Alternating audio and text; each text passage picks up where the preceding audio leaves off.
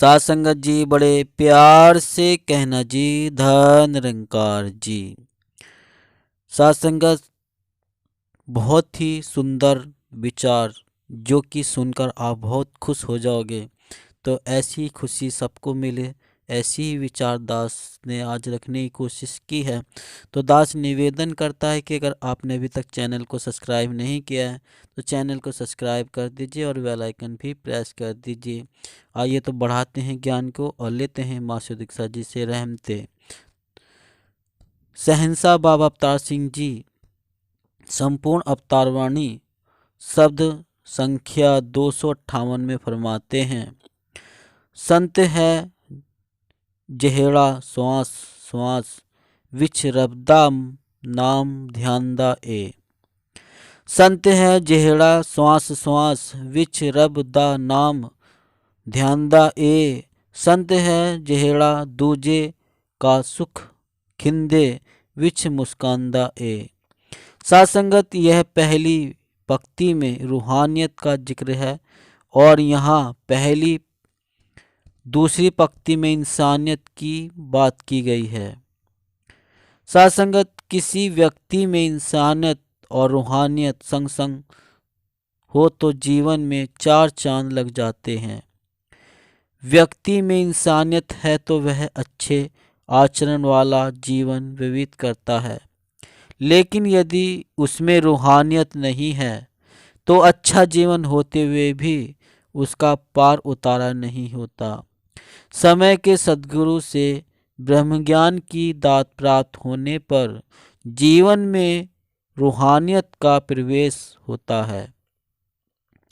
रूहानियत को जब इंसान धारण कर लेता है तो उसे मानवीय मूल्य जागृत हो उठते हैं और प्रेरित प्यार, नम्रता, सहनशीलता, विशालता, सकारात्मकता और परोपकार आदि गुणों से भरा उसका व्यक्तित्व संसार में पूजनीय हो जाता है।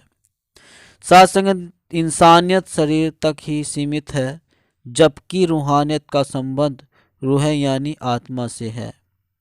आत्मा जब परमात्मा को जान लेती है तब रूहानियत शुरू होती है और निरंकारी मिशन का नारा एक हो जानो, एक को जानो, एक को मानो और एक हो जाओ सार्थक हो जाता है। इंसानियत से जाति, मजहब और संप्रदाय के भेद नहीं मिटते, क्योंकि रूहानियत अभेद होने का नाम है।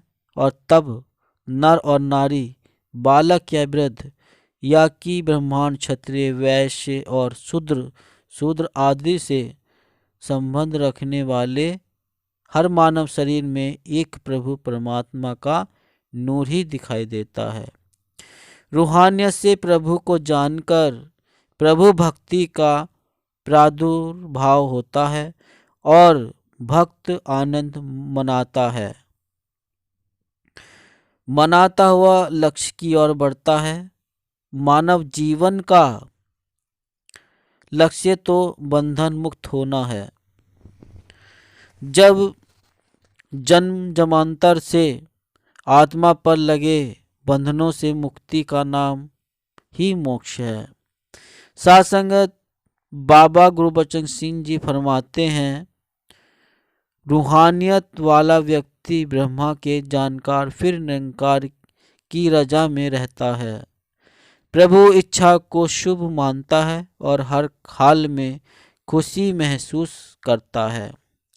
ब्रह्मज्ञानी मुक्त अवस्था में रहते हुए निरंकार को अंग संग देखते हुए इसकी आराधना करते हैं।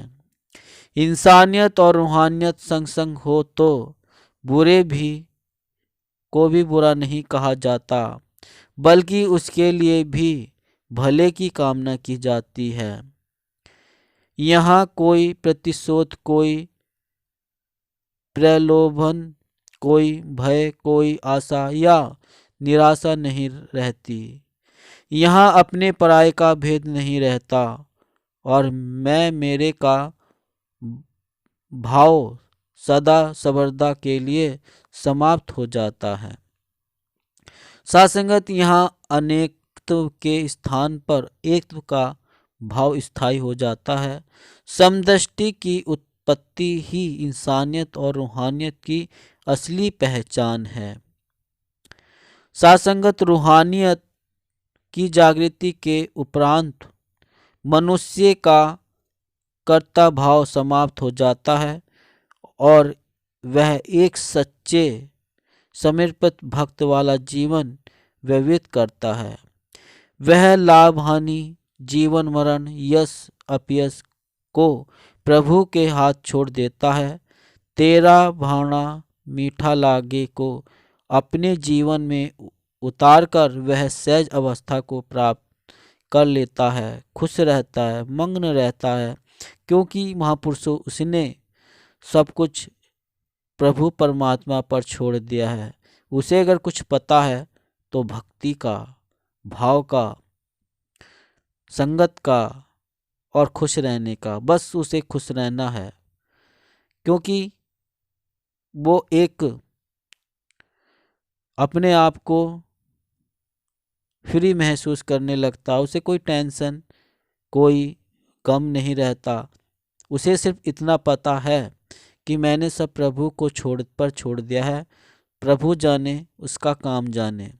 एक भजन भी आता है, दास ने सुना है, बाबा जी मेरी गाड़ी तेरे हवाले, तू जाने और तेरा काम जाने।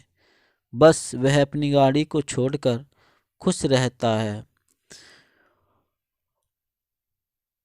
और मंदिर मस्जिद से ऊपर उठकर जाति पाति, रंग, नस्ल और नर नारी के भेद को मिटाकर वह कण कण और घट घट में प्रभु दर्शन करता है। फिर उसे ऐसी कोई जगह नजर नहीं आती जहां इस निरंकार की मौजूदगी ना हो। जहां इंसानियत और रूहानियत संग संग हो, वहां नफरत के लिए कोई स्थान ही नहीं रहता। वाकई वह खुश रहता है, क्योंकि जब यह आत्मा रूह के साथ हो जाती है, यानी कि हम इंसानियत और रूहानियत साथ होती है, तो इंसानियत भी कायम रहती है और फिर उस रूहानियत में हमें खुशियाँ भी नजर आती है, क्योंकि परमात्मा को हमने सब छोड़ दिया और हम रूह की एक उसमें परमात्मा की जो मिलन है उसमें लिप्त हो जाते हैं। फिर कोई टेंशन, कोई दुख, फिर गम नहीं सताता। इंसान इसलिए खुश रहता है, मग्न रहता है और अपना जीवन खुशी में ही वह जीता है। तो आज ऐसे ही विचारक के ताकि लोगों को बहुत ही महापुरुषों को दास ने देखा कि बहुत गम में, टेंशन में रहते हैं, लेकिन ऐसा पता नहीं क्यों कर पाते हैं। जब हम इस निरंकारी सत्संग मिशन में हैं तो हमें सब सतगुरु माता पर छोड़कर, इस निरंकार पर छोड़कर, उसको सब कुछ सौंप कर फ्री, टेंशन फ्री होकर हम इस सत्संग करते रहें, सेवा सुमरन करते रहें, क्योंकि महापुरुषों सुख और दुख इंसान के साथ लगा हुआ है। सुख आते हैं, जाते हैं, ये तो एक रीति है, चली आ रही है। इससे क्या घबराना, क्या डरना। बस सतगुरु पे विश्वास रखते हुए, सतगुरु को सब कुछ सौंपते हुए खुश रहना है, क्योंकि ये जितने भी सांस बची हैं खुश रहकर ही हम जो बिताते हैं तो इसमें और खुशियाँ बढ़ जाती हैं। गम में रहते हैं तो गम बढ़ जाता है। अब हमें सोचना ये है कि हम खुश होकर खुशियाँ बढ़ाएं या गम में रहकर गम को। तो जहाँ जो चीज़ होती है वहाँ ही वो चीज़ बढ़ जाती है। कहने का भाव यही कि हम सत्संग में रहकर और इसको समर्पित होते हुए वहाँ खुशियाँ मनाएं, ताकि खुशियाँ बढ़ जाए और हम जीवन में जीते हुए ऐसे ही खुशियाँ मनाते हुए अपना जीवन जी सकें।